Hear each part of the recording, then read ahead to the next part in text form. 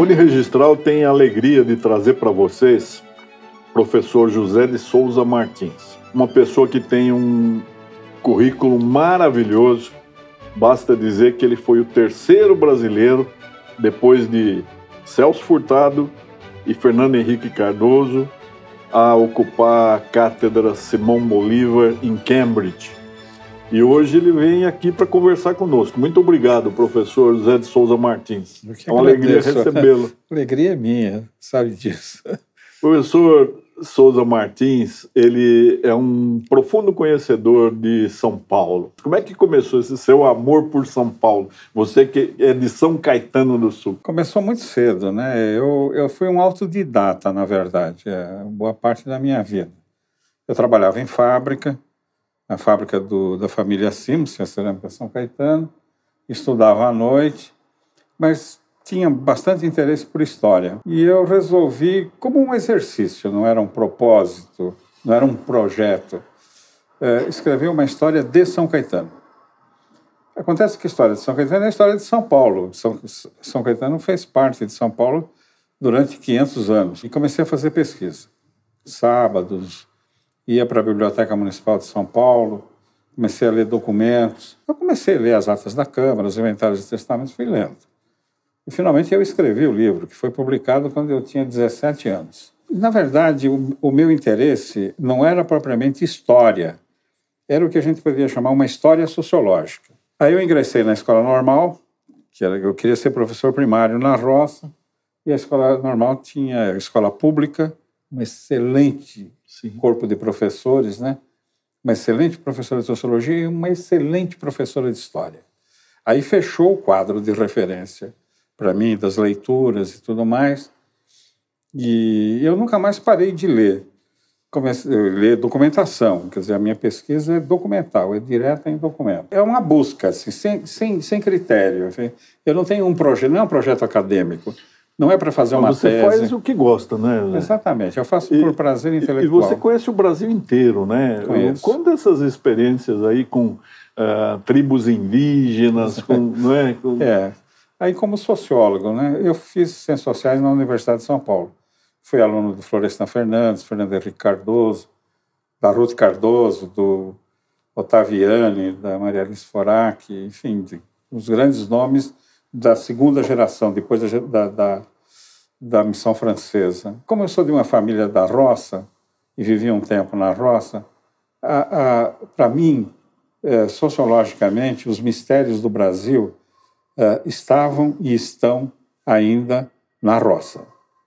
É o lado mal decifrado da história social brasileira. Menosprezado, o importante não é isso, o importante é o moderno, a ponta. Não é a ponta, é a retaguarda. A retaguarda acaba de dar uma resposta eleitoral para a população brasileira. Sim. E é importante decifrar isso. A nossa literatura é toda marcada por essa retaguarda, por esse mundo russo. Quem quer entender o Brasil tem que começar pela literatura. Eu me formei em 64. Em 65 eu tive que ir para o campo fazer minha pesquisa para o mestrado.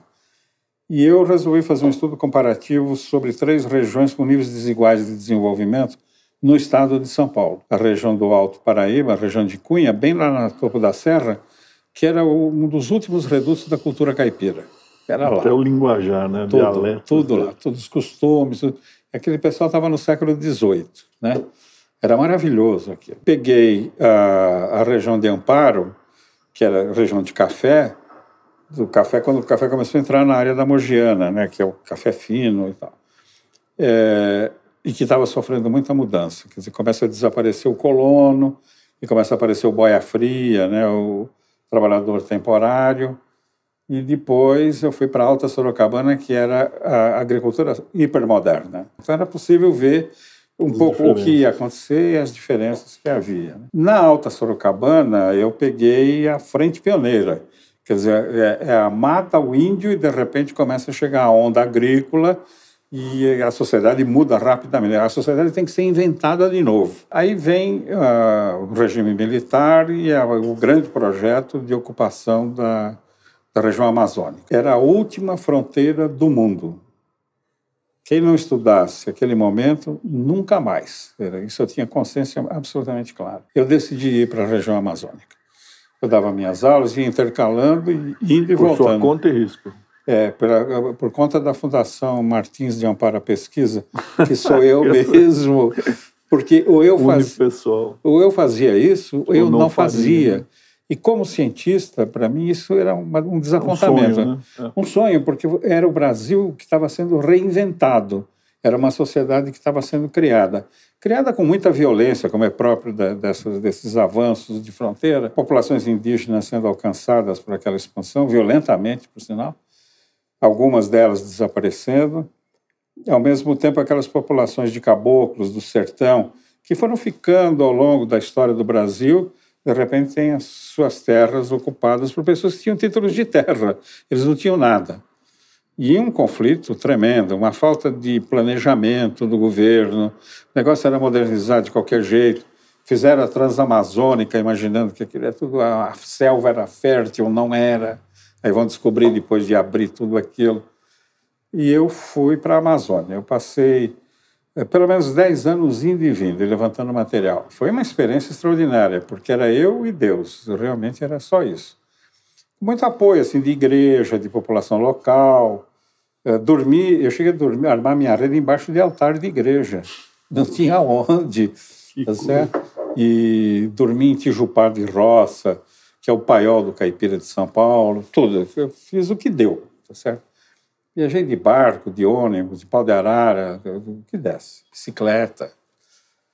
E andei muito a pé, especialmente em Rondônia. Muito pouca gente conhece esse Brasil, né? Não, o pessoal não conhece. E não sabe o que está perdendo. O Brasil é um país fascinante, né? É fascinante. Eu bati da pré-Amazônia maranhense até Acre e Rondônia. O meu diário de campo tem 10 mil páginas, levantando material de todo tipo, né? Gravando, escrevendo e aprendendo. Eu não fui para ensinar, nem fui para investigar, eu fui para aprender. Isso é uma coisa, é quase que uma inovação metodológica em que, para poder explicar, eu tenho que aprender primeiro com quem eu acho que eu vou explicar. Então, eu me deixei investigar por essas populações. Peguei um pouco de beirada de Nordeste também. Eu me lembro que uma vez eu fui convidado pelos índios Chocó, da ilha de São Pedro, no Rio São Francisco. Queriam conversar comigo, foi uma coisa rápida, 2 dias, 3 dias que eu fiquei lá. Eles queriam que eu explicasse para eles o que é o branco. Porque era o branco que estava acabando com a língua deles, com a vida deles. Isso aconteceu em toda a Amazônia, não foi só índio, né? Então eu fazia um pouco esse papel, olha, a sociedade funciona assim, assado. E aí eles iam percebendo onde que estavam os problemas que eles sofriam. Viajei pelos grandes rios, viajei pelo Araguaia, pelo Tocantins, pelo São Francisco. Foi uma descoberta do Brasil. Eu me senti o próprio Pedro Álvares Cabral da sociologia. Com muita gente interessante, não só gente da roça mesmo, mas gente que se dispôs a sair daqui, por exemplo, e ser professor lá. Um dia eu fiz uma viagem, saí de madrugada num pau de arara com um pessoal e viajei o dia inteiro, cheguei às 10 da noite na outra ponta. Eu atravessei uma enorme fazenda que, na verdade, tinha devastado a selva e posto fogo naquilo. Então você via os troncos queimados e um pasto ralinho, porque a terra não é fértil. Entendeu? Eu vi cidades nascendo na região amazônica, de povoados que hoje você não reconhece. Tem trem, tem aeroporto, tem edifícios, tem isso, tem aquilo. Eram povoados. Então, eu vi nascer o Brasil moderno nessa área do mundo, na área do país, que era o resíduo de um Brasil do passado. Foi interessante, com muitos problemas, realmente muitos problemas sociais. Na área da educação havia coisas lindas que não funcionavam, que é a sede de educação da população. Então, eles próprios criavam escolas e contratavam alguém, que não era necessariamente um professor, lá num rancho de palha, para dar aula para a molecada. E a molecada levava um banquinho, chão de terra batida, essa coisa toda. Eu me lembro de uma professora, foi ou no sul do Pará, na Amazônia Maranhense, eu perguntei para ela, eu quis saber como é que era o programa de ensino dela. Ela ia inventando. Aí eu quis saber quanto ela ganhava. Bom, ela me disse, era uma coisa abaixo da decência. Irrisória, né? E ela disse, mas ainda tenho que dar tanto para o político que arrumou meu emprego. Que tragédia, né? Que é uma coisa muito triste, né? Porque a educação... Porque essa era uma população que valorizava a educação. Eu não sei se eu tenho, assim, a impressão de que os jovens não estão sequiosos de estudar história. A universidade sentiu isso? Quem é que estuda história hoje? Quem é que estuda sociologia? A sociologia é bem diferente da história porque ela pode desempenhar várias funções para entender os problemas sociais que estão aí, que são muitos e crescentes. Eu acho que um problema com a história no Brasil, com o ensino da história, o interesse pela história, está no fato de que as disciplinas humanísticas não são tratadas nem pela universidade, nem pela escola média, nem pela escola primária, como disciplinas formativas do caráter nacional. Quer dizer, é uma disciplina a mais. Para você fazer uma prova, passar ou ser reprovado. Eu vivi na Inglaterra, conheço muito a Itália, conheço razoavelmente bem Portugal, morei e fui professor nos Estados Unidos numa certa época. São sociedades em que a história é parte da formação da identidade nacional e do caráter nacional, né? As pessoas precisam ter referências.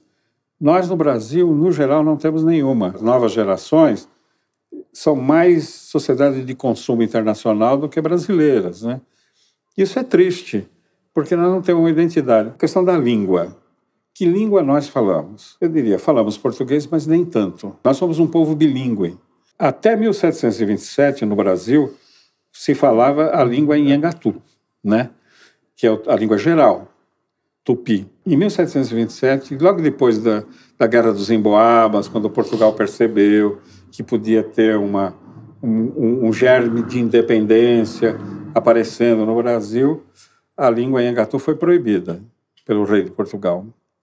E as pessoas foram obrigadas a falar português. Porque português era uma língua de cartório, mas a população não falava português. A população em casa falava em Nhangatu, né? A verdade é que, proibida a língua em Nhangatu e forçada a língua portuguesa, a população passou a falar português com sotaque em Nhangatu, que é o dialeto caipira. A língua em Nhangatu adoça a língua portuguesa, né? Então, os olhos não dá, é osóio. Né? Então, você tira consoantes e coloca vogais. Isso não é erro de português, isso é uma língua dialetal, isso é um dialeto. Então, todos nós falamos, de certo modo, ao menos um resquício desse dialeto. Nós falamos isso é reprimido. Então, os professores ficam corrigindo, etc. Na verdade, é o que resta da nossa identidade linguística, né? Seria muito mais interessante dialogarmos com isso que se acha que é nosso defeito, quando, na verdade, isso é a nossa singularidade, né? Eu acho que falta redescobrir a história do Brasil e transformá-la em alguma coisa encantadora. Eu tive aula na escola primária encantadora de história. A minha professora, que era uma mulher muito simples, que era uma escola católica, do segundo ano primário, um dia disse para a molecada, olha, amanhã vocês não precisam trazer livro, nem mala, nem nada. Vocês só vão trazer um caderno, um lápis, um lanche e uma garrafinha com água. Nós vamos ao Museu do Ipiranga. E 50 centavos, um cruzeiro tinha que levar. Então pegamos o trem na estação de São Caetano, descemos na estação do Ipiranga, pegamos o bonde e fomos até perto do museu e fomos ao museu. Aquela visita ao museu desencantou a história para mim, entendeu? Eu nunca mais me recuperei daquilo. Uma coisa bem simples, uma professora que pega as crianças sem recursos, que era uma escola pobre, católica, mas pobre, levou todo mundo para o Museu do Ipiranga. Então, eu fiquei louco com aquelas coisas que eu vi, porque houve uma aula, um ensinamento, etc. E, enfim, isso poderia ser feito mais, né? Você vê isso na Europa. As crianças são levadas para os museus, né? Aqui você vê na Pinacoteca do Estado, a molecada toda sentada no chão e um monitor diante de um quadro dando uma aula. Não faltam espaços, né? Hoje, São Paulo, a cidade de São Paulo, ela oferece muita coisa gratuita, né? Claro. Só de falar na Avenida Paulista, começa com a Japan House, Casa das Rosas, Instituto Cultural, a Fiesp, que tem sempre exposições, Sesc, Moreira Salles, o Conjunto Nacional, que a Livraria Cultura já é quase centro cultural, centro cultural, né? Então, mas nós precisaríamos ter pessoas mais amantes daquilo que fazem. É muito difícil hoje entusiasmar o professor, né? Que não é respeitado. Isso. As mães se esqueceram do currículo oculto, pelo menos uma parte delas, aquele currículo implícito, não ensinam a respeitar, a estimar o professor. O professor precisa só de carinho, às vezes, não é nem a remuneração. É lógico que a remuneração pública é vil, por causa do crescimento da estrutura e da pouca atenção que se dá à educação. A educação, pelos governos, é considerada um custo, um gasto, que não tem retorno, porque o retorno dele é a próxima eleição, né? É verdade. Mas você sabe que em relação à Paulista tem uma ótima. Se fala muito em Mata Atlântica, está desaparecendo. É simples ir à Mata Atlântica. Você pega o metrô, na Avenida Paulista você desce no MASP ali, no Trianon MASP, no Parque Siqueira Campos, que é o que resta da Mata Atlântica naquela área. Que era o antigo Caguaçu. Mas muita coisa boa, José, você fez nos inúmeros livros. Quantos livros, meu Deus do céu. Você tem ideia de qual tenha dado mais alegria ou todos são filhos iguais? Todos são filhos iguais, né? É claro que depois de um tempo, você sempre acha que se tivesse tempo, você reescreveria. Então, claro, a gente muda e vê coisas que não via antes, né? Mas cada livro é um livro, né? Cada livro é uma... eu gosto de escrever, eu escrevo todos os dias e gosto de ver o livro pronto, né? E não tenho pressa, esse é um detalhe. E nunca escrevo um livro só de cada vez. Eu sempre escrevo 2 ou 3 de cada vez, lentamente. O que você está escrevendo agora?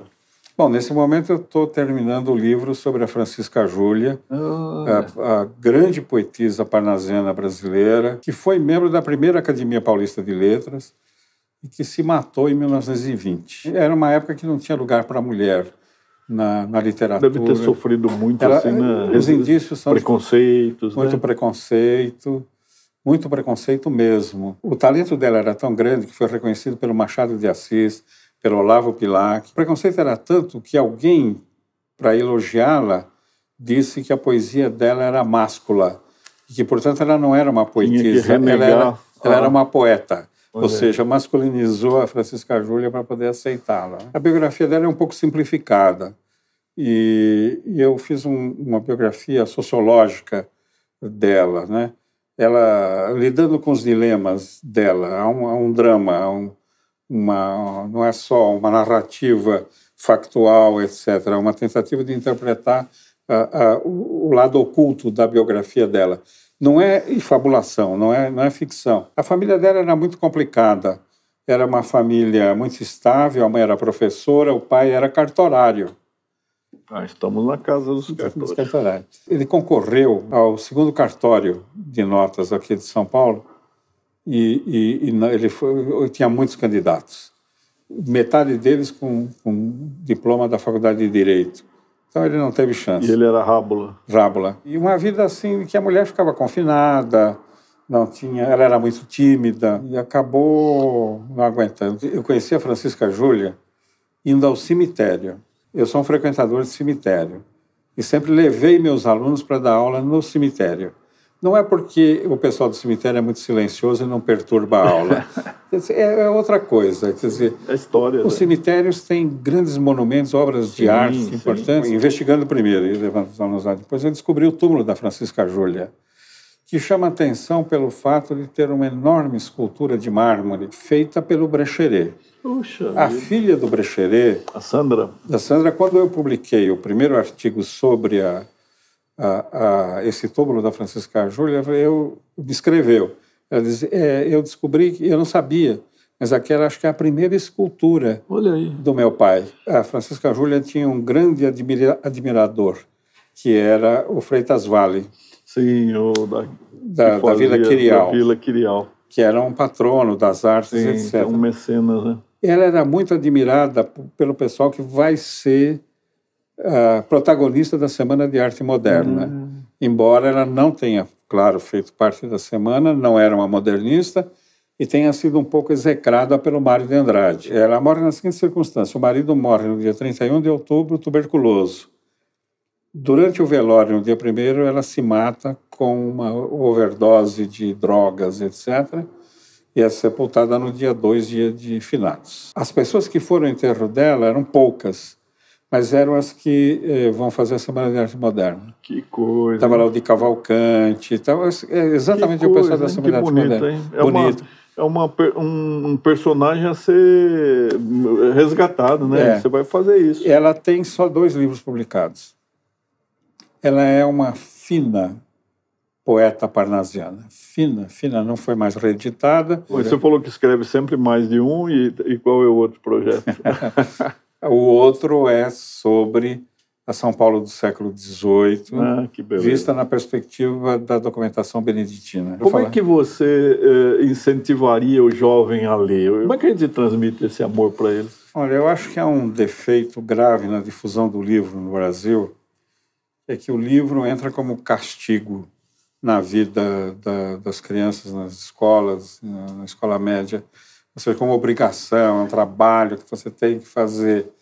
Não, o livro tem que ser lido por prazer. Né? O livro é um amigo, você dialoga com ele, e ele dialoga com você. Eu me lembro que o primeiro livro que eu li tinha 1 metro de altura, que era uma tonelada de aqueles folhetos que vinham toda semana e tal, uma história sem fim. Na verdade, não vai...